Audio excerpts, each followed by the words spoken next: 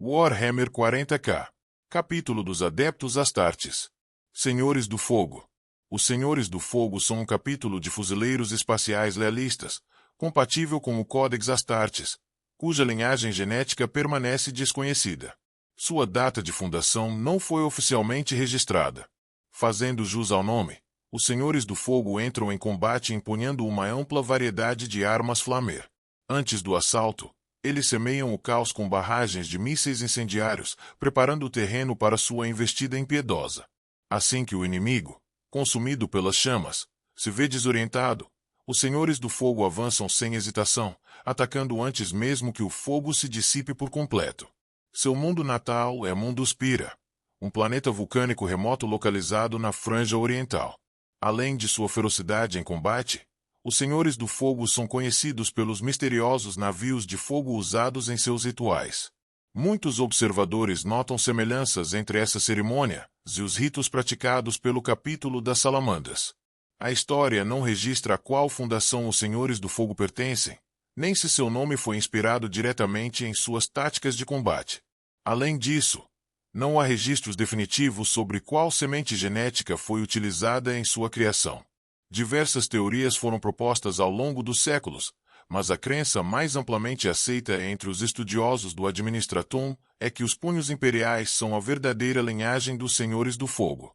Essa hipótese ganha força devido à participação do capítulo na 86ª Festa das Lâminas, um evento no qual todos os capítulos sucessores dos punhos imperiais juram comparecer uma vez a cada século padrão, reunindo-se em um planeta designado para a ocasião. Como o próprio nome sugere, os Senhores do Fogo são amplamente reconhecidos por seu extenso uso de armamento incendiário. Desde lanças-chamas portáteis até devastadoras cargas de bombardeio tempestade de fogo lançadas de órbita baixa, o capítulo emprega o fogo como a essência de sua doutrina de guerra. Doutrina de combate. Os Senhores do Fogo iniciam seus ataques com uma devastadora barragem de mísseis incendiários, preparando o terreno antes de avançar contra o inimigo ainda envolto em chamas. Especialistas em ataques planetários, eles empregam bombardeios orbitais incendiários para semear o caos antes de liberar seus temíveis canhões Trovão de Fogo e Land Raider no campo de batalha. Para missões de limpeza e choque, o capítulo mobiliza esquadrões táticos em ataques drop pod, garantindo uma ofensiva rápida e letal. Uma prática singular dos Senhores do Fogo é a modificação de seus próprios corpos. Cada guerreiro tem seus dentes substituídos por cacos de pedra afiada, semelhantes às pontas de flechas ou lanças primitivas. Além de um símbolo de sua brutalidade, essa adaptação tem um propósito mortal. Ao morder, suas mandíbulas geram faíscas que inflamam o promesse inalado, permitindo-lhes cuspir um jato de chamas no rosto de seus oponentes em combate corpo a corpo. Land Raider Redeemer. Após a campanha de Grissen, o Capitão Foros projetou um novo modelo de Land Raider, refinando seu design para atender às demandas do capítulo. Com seu humor caracteristicamente mordaz, batizou a nova variante de Prometheus, em homenagem ao antigo deus terráqueo que trouxe o fogo à humanidade. No entanto, ao descobrir que esse nome já havia sido adotado por outra variante desenvolvida pelos Salamandras, Foros foi obrigado a alterar sua designação oficial para Land Raider. Ainda assim, o protótipo original continua em serviço na segunda companhia dos Senhores do Fogo, ostentando o nome Prometheus em seus flancos, um legado vivo, reverenciado nas histórias do capítulo. O emblema dos Senhores do Fogo apresenta um punho preto cerrado, do qual emana uma chama amarela, centralizado sobre um campo vermelho. Em combate, os Senhores do Fogo vestem predominantemente armaduras de poder vermelhas, com capacetes, grevas e vambraços pintados de amarelo, reforçando sua estética intimidadora e evocando a fúria incandescente das chamas que caracterizam sua doutrina de guerra. Crenças do capítulo. O renomado credo guerreiro e a arte do fogo dos Senhores do Fogo são fortemente reminiscentes das tradições do capítulo Salamandras. Seus ritos sagrados exigem que, em momentos cruciais de seu serviço, um irmão de batalha se submeta às chamas do julgamento, provando sua resiliência e comprometimento. Normalmente, essas provações são estabelecidas e supervisionadas pelos capelães do capítulo, garantindo que cada guerreiro enfrente desafios adequados ao seu crescimento. No entanto, Aqueles que servem na longa vigília devem conduzir suas próprias provações, confiando apenas em seu julgamento e disciplina. Independentemente da forma que assumam, tais desafios devem ser extraordinariamente árduos, de modo que, ao emergirem deles, os senhores do fogo se tornem guerreiros ainda mais formidáveis. Os senhores do fogo também participam da Festa das Lâminas, uma competição tradicional realizada a cada centenário para fortalecer os laços entre os capítulos sucessores dos punhos imperiais. Embora sua linhagem direta a Rogal Dorne nunca tenha sido oficialmente confirmada, sua presença nesse evento serve para reafirmar seus laços fraternos e reforçá-los por meio da rivalidade marcial. Outro costume notável dos Senhores do Fogo é sua propensão para tatuagens ritualísticas. Para muitos, seus corpos são verdadeiras ilustrações ambulantes do inferno que desejam desencadear sobre seus inimigos. Suas peles são marcadas por padrões sinuosos de chamas e fúria, enquanto suas cabeças raspadas e enegrecidas são adornadas com fuligem e padrões abrasados, evocando os campos carbonizados de um mundo agrícola consumido pelo fogo. Serviço na vigilância da morte. Vários irmãos de batalha dos Senhores do Fogo foram registrados como tendo feito o juramento dos apócrifos, servindo na longa vigília dentro do alcance de Jericó. Durante seu tempo na vigilância da morte, esses guerreiros demonstraram o zelo característico de seu capítulo ao desencadear as chamas do julgamento divino contra os inúmeros inimigos da humanidade que espreitam no vazio sombrio da região. Muitos empunharam armas forjadas pelos mestres artesãos de seu capítulo de origem, garantindo que sua fúria fosse expressa através do fogo e da destruição. Os devastadores dos Senhores do Fogo frequentemente entram em batalha armados com lança, chamas pesado ou multimeltas, enquanto os fuzileiros táticos preferem combiflamers e combimeltas. Mesmo quando os parâmetros da missão tornam o uso de armas incendiárias menos eficaz, foi observado que os irmãos de batalha Senhores do Fogo costumam portar armas secundárias ou de reserva que utilizam calor e chamas. Entre essas armas, destacam-se granadas incendiárias, pistola lança-chama, e até mesmo Jocaero Digital Meltas, todas empregadas para aniquilar os inimigos da humanidade com eficiência brutal e ardente. Campanhas notáveis. O Último Duque do Inferno em 931.M38. O Especi Hulk, o Último Duque do Inferno, desceu dos céus como um presságio de destruição, colidindo com a superfície de Beregel Tertia e desencadeando um evento de nível de extinção.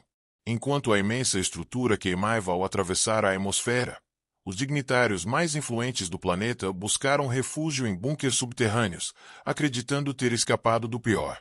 No entanto, seu alívio foi efêmero. Das profundezas do Hulk, emergiram os fuzileiros espaciais renegados de Depurge, iniciando uma caçada impiedosa aos sobreviventes. Os Senhores do Fogo, recebendo um pedido de socorro dos dignitários, desviaram sua cruzada e realizaram uma planefal imediato em Beregel. Lideradas pelas temíveis coortes Centurion Quebra-Cerco, as forças do capítulo romperam as fortificações do Hulk, abrindo caminho para um ataque direto à sua ponte de comando. O confronto rapidamente degenerou em um violento combate corpo a corpo. Embora os Senhores do Fogo tenham sofrido pesadas baixas entre seus centuriões, a queda do Lorde do Caos do Lutex selou o destino dos hereges Astartes, que, desorganizados e sem liderança, foram erradicados. Cerco de Cantarel em algum momento em M41. Em um conflito de data incerta durante o M41, os Senhores do Fogo uniram forças com a 9ª Companhia da Guarda do Corvo e o do 193º Regimento dos Saqueadores do Deserto de Talar para enfrentar uma colossal horda orc no cerco de Cantarel. Campanha da Estrela de Sangue em 748.M41. Uma incursão demoníaca em escala colossal assolou o setor Scaros, anunciada pelo súbito escurecimento da estrela Ares, que assumiu um tom vermelho sangue ameaçador. Os Senhores do Fogo, ao lado dos Relictores e dos Guerreiros do Arco-Íris, enfrentaram a investida do Caos, conseguindo, por fim, interromper a invasão. Contudo, a vitória teve um custo altíssimo. Os 3 capítulos sofreram baixas severas, todos perderam os seus mestres do capítulo. A tragédia repercutiu por todo o Império, que lamentou a queda de 3 de seus heróis mais poderosos. Dissolução de Bur em 831.M41. O Overlord Necron Zigdfall lançou uma invasão devastadora contra os mundos binários de Bur. O primeiro a cair foi Bur Major, perdido devido à imprudência de seus defensores. Logo, ambos os planetas estavam firmemente sob o domínio Necron, transformados em vastos campos de extermínio. As fornalhas de dissolução rugiram dia e noite, consumindo milhões de almas em um massacre genocida. Quando o Capitão de Estel e a Quinta Companhia dos Senhores do Fogo finalmente chegaram, não havia mais nada a salvar. Em retaliação, lançaram uma ofensiva feroz, culminando na aniquilação de Janzik, garantindo ao menos que sua tirania terminasse ali. Rebelião de Crandor em 853.M41. A insurgência em Crandor atingiu seu ápice com a chegada das forças traiçoeiras da Legião Alfa, que rapidamente esmagaram as forças de defesa planetária, mergulhando o planeta no caos. Com a situação se deteriorando, os Senhores do Fogo, os Punhos Imperiais e os Reveleiros lançaram um contra-ataque decisivo. Sua missão era clara: resgatar artefatos imperiais vitais antes que um exterminatus fosse decretado sobre o mundo rebelde. Genocídio de Vashalia em 926.M41. O bando de guerra dos fuzileiros espaciais do caos, conhecida como The Purge, escolheu o próspero mundo imperial de Vashalia como sua próxima vítima. A superfície do planeta logo foi assolada por doenças consumptivas e fome devastadora. Em apenas um mês solar, The Purge foi responsável pela destruição de não menos que 14 bilhões de cidadãos imperiais. Essa atrocidade não passou despercebida por muito tempo. Vashalia era um centro de retransmissão astropática e um planeta-fortaleza vital para a defesa do sistema Heracles. Como resultado, quando o Império finalmente respondeu, o fez em grande estilo.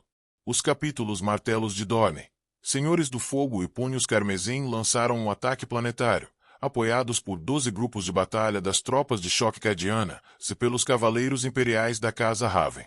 Em pouco tempo, Vashalia se tornou um caldeirão de guerra, atraindo forças de todo o setor. O destino de Vashalia tornou-se ainda mais sombrio quando a nave da Praga, Terminus Este, chegou à órbita, despejando centenas de fuzileiros da peste e milhões de zumbis da peste na superfície do planeta. O campeão de Nurgle, Tifus, liderou esse novo assalto. A cada dia solar que passava, mais cadianos sucumbiam à praga zumbi. Logo, os fuzileiros espaciais e os cavaleiros se viram lutando sozinhos contra uma maré de traidores e mortos-vivos. Quando uma segunda frota de batalha imperial chegou, seu comandante julgou que o mundo estava irremediavelmente perdido e iniciou os preparativos para evacuar os sobreviventes e realizar um exterminatus. Campanha de Grisen em algum momento em 900.M41. Devido a um erro burocrático na labiríntica administração imperial, o outrora próspero mundo de Grisen permaneceu essencialmente esquecido pelo Adeptus Administratum por milênios terranos. Um funcionário de nível médio descobriu que os dízimos planetários estavam atrasados em cerca de 8.000 anos padrão. Como resposta imediata, um regimento da Guarda Imperial foi mobilizado para trazer de volta a lei do Imperador para Grisen. Quando o regimento se viu sobrecarregado pela ferocidade dos guerreiros rebeldes que encontraram na superfície do planeta, solicitaram apoio. Uma força-tarefa do capítulo Senhores do Fogo, sob o comando do capitão Jerick Foros, entrou na luta. No início, os fuzileiros espaciais fizeram pouco progresso. Os nativos estavam tão entrincheirados que nem mesmo os bombardeios orbitais incendiários mais devastadores causaram impacto significativo em suas posições. No entanto, o decreto imperial determinava que Grisen deveria ser reconquistado. O planeta provou ser um excelente campo de recrutamento para o Astra Militarum, e por isso Foros evitou ordenar um exterminatus total. Reprimindo sua crescente frustração, Foros ordenou que seus fuzileiros tecnológicos construíssem uma arma que venceria a guerra. Dentro de uma semana solar, as primeiras modificações no Land Raider deram origem à variante Land Raider Redemer, permitindo que os Senhores do Fogo tomassem a capital de Grisen. Em um mês solar, a maior facção planetária pedia pela paz, e Grisen estava novamente sob domínio do Império da Humanidade. Os rituais de modificação foram compartilhados com outros capítulos aliados dos Senhores do Fogo, e logo o Land Raider Redemer foi reconhecido por todo o Adeptus Astartes como uma variante oficial do Land Raider Crusader. Isso evitou a necessidade de aprovação formal do Adeptus Mecânicos, e rapidamente o Land Raider Redemer entrou para o cânone das máquinas de guerra do Adeptus Astartes. Ataque a Berogast em 963.M41. Quando a Og dos Napaklau desceu sobre o mundo de gelo de Berogast, a segunda Irmandade dos Cavaleiros Cinzentos lançou um ataque contra a Horda Orc. Uma série de golpes decisivos cortou as linhas de suprimento dos Peles Verdes, e o golpe final do Império foi dado às margens do rio Gandor, onde o próprio Senhor da Guerra Orcs Napaklau foi morto. 3 dias solares depois, o capítulo dos Senhores do Fogo, sob o comando de seu recém-promovido mestre do capítulo Jeric Foros, chegou a Berogast e encontrou os orcs em plena retirada. Os habitantes primitivos do planeta estavam extasiados, espalhando histórias sobre seus salvadores de aço. Expurgo de Belicas em 990.M41. O capítulo dos Senhores do Fogo desceu sobre o mundo túmulo de Belicas e iniciou uma campanha de extermínio da ameaça Necron, vingando a destruição do capítulo Espadas do Imperador. 13ª Cruzada Negra em 999.M41. Durante a 13ª Cruzada Negra de Abaddon, o Despojador, os Senhores do Fogo e a Legião da Perdição partiram em auxílio do 4º Exército Cadiano no mundo fortaleza sitiado de Carsone.